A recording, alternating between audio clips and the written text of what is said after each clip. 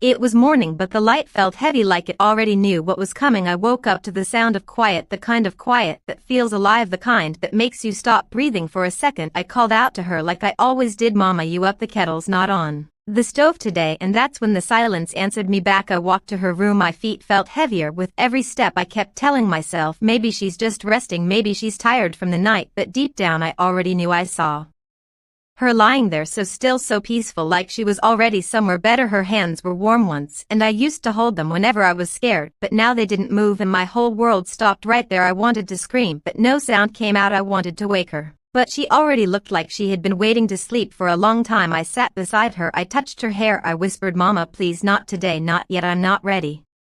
The clock on the wall kept ticking like nothing had changed, like it didn't care that my whole world just ended. I could hear the neighbors outside, their lives moving on the wind, carrying laughter, while my house filled with a silence that could drown you. I held her hand and waited for something, anything, maybe her eyes to open, maybe her chest to rise, but there was only stillness, and that stillness felt louder than any noise I'd ever heard.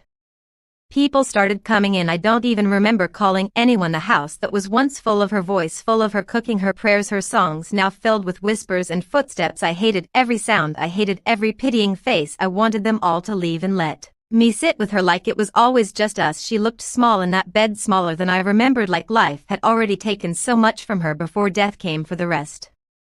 I sat there for hours, maybe more. I couldn't tell time anymore. I just stared at her and remembered all the mornings she woke me for school, all the times she said, "Eat first, you look tired," all the nights she stayed up waiting for me when I was out too long, and now she was gone and I was the one waiting for her to wake up, but she never did. Someone told me we had to prepare her. I didn't want to hear it. I didn't want them touching her. She was still my mother, not a body, not something to prepare. I stood there numb as they covered her face, and that's when the house felt different, like the walls themselves sighed, like every corner whispered goodbye. I walked to the kitchen and saw her apron still hanging, her teacup still half filled from last night, and that's when I broke. I fell to the floor holding that cup to my chest, and I whispered, "Mama, I can't do this without you." The sun was setting and the house turned golden, just like she used to love it. The same light that once made her hum while cooking now fell on her empty chair, and I swear for a moment I heard it. I heard her humming soft like before, like she was right there, and maybe it was my heart trying to remember, or maybe it was her saying she wasn't really gone.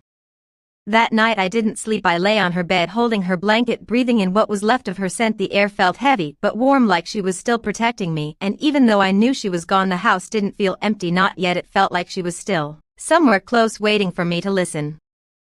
The morning after felt like the sky forgot how to shine. The air was cold, but still it smelled like her perfume, the faint kind that lingers when someone leaves too soon. People came with flowers and soft voices. They said things like she was a good woman and she's in a better place. But I didn't want to hear about better places. I wanted her here in this one, where her slippers still sat by the bed and her glasses still rested on the table. I wanted her voice calling me from the kitchen, telling me breakfast is getting cold, the way she always did. I watched them dress her for the last time. I wanted to look away, but my heart wouldn't let me. She looked like she was sleeping, the kind of sleep where she would wake up soon and tell me to stop crying and get on with the day, but that moment never came. People said she looked peaceful, but peace is cruel when you are the one left behind. I stood by her as they closed the coffin, my hands shaking. I whispered one last time, "Mama, please come back, please wake up and tell me this is just another bad dream." But what covered her face, and the sound of it closing felt like the world shutting its door on me forever. We walked her out of the house, and for the first time I realized how small the world can feel when the one person who made it home isn't in it anymore. The streets looked different, the trees quieter, even the sky looked tired, as if it too had lost something. We walked behind the car carrying her, and I felt like every step took me farther away from who I used to be. I wasn't her daughter anymore. I was someone without a mother, someone who didn't know where to go when life got too heavy. At the grave I knelt on the earth and touched the ground above her. I wanted to dig her out and tell her all the things I never said, like how I'm sorry for all the times I raised my voice, how I'm sorry for thinking she'd always be around, how I should have hugged her more, should have told her I loved her every single morning, but I didn't, and now all I had was this cold ground and my trembling hands.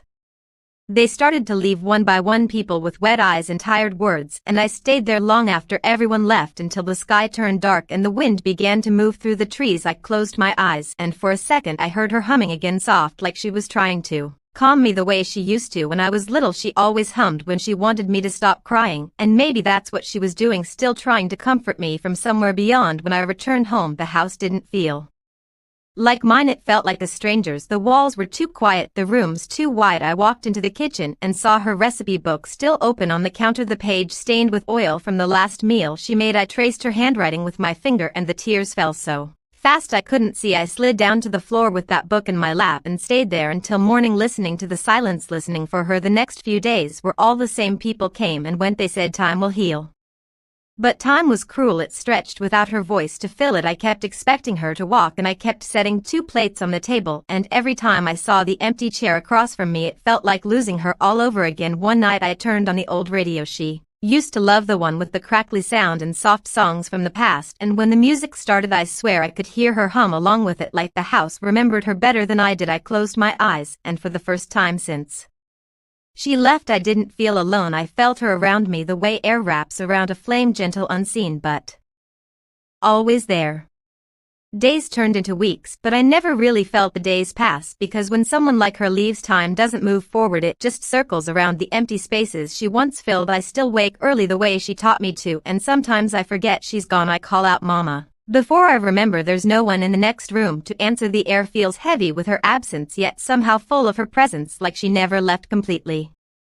I started keeping the house the same way she did. Her apron still hangs by the door, her teacup still sits near the sink. I couldn't bring myself to wash it because I'm afraid her fingerprints might fade away. One day I tried cleaning her room, and the moment I touched her pillow I felt something inside me break. It smelled like her, still like jasmine and soap and the warmth that only a mother has. I sat on her bed and talked out loud like she was sitting there listening, like she used to when I was a child, telling her about my day, my pain, my dreams. She used to say words don't disappear when spoken in love, they stay in the air, and maybe that's why I keep talking to her, hoping my voice will reach her wherever she is. Some nights the wind moves through the curtains and I hear it again, that soft humming she used to make while stirring soup or folding clothes. It's faint, but it's there, and every time I hear it my heart stops for a second, like she's passing through the walls to remind me she never really left. One night I followed the sound into the kitchen, the moonlight spilling through the window, everything silver and still, and I whispered, Mama, if you're here I miss you, please stay a little longer. The sound stopped, but the air felt warm, like she had brushed past me. I stood there crying into the quiet, and I could almost feel her hand on my shoulder. People tell me to move on, but they don't understand. How do you move on from the person who made you, who taught you love, who held you before the world ever did? I don't want to move on. I want to carry her with me in the way I live, in the way I speak, in the way I care for others. She used to say kindness is the only thing that outlives us. Maybe that's her way of staying alive. I still set her plate every morning. I still open the windows the way she liked to let the light in. I still whisper good night before I sleep, and sometimes when I wake in the middle of the night I swear I hear her footsteps in the hallway, slow, soft, like she's checking if I'm okay, and I always whisper, I'm fine, Mama, you can rest now. The house doesn't feel empty anymore, it feels sacred, like every wall has a piece of her laughter, every floorboard a piece of her song, and I think maybe that's what love does. It refuses to fade, it finds ways to live on in the spaces between things.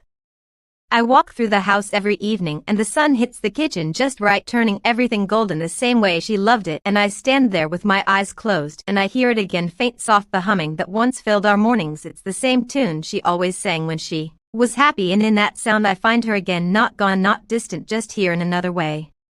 The house still hears her voice, and so do I, and maybe that's enough. Maybe that's what forever really means, not never leaving but never being forgotten.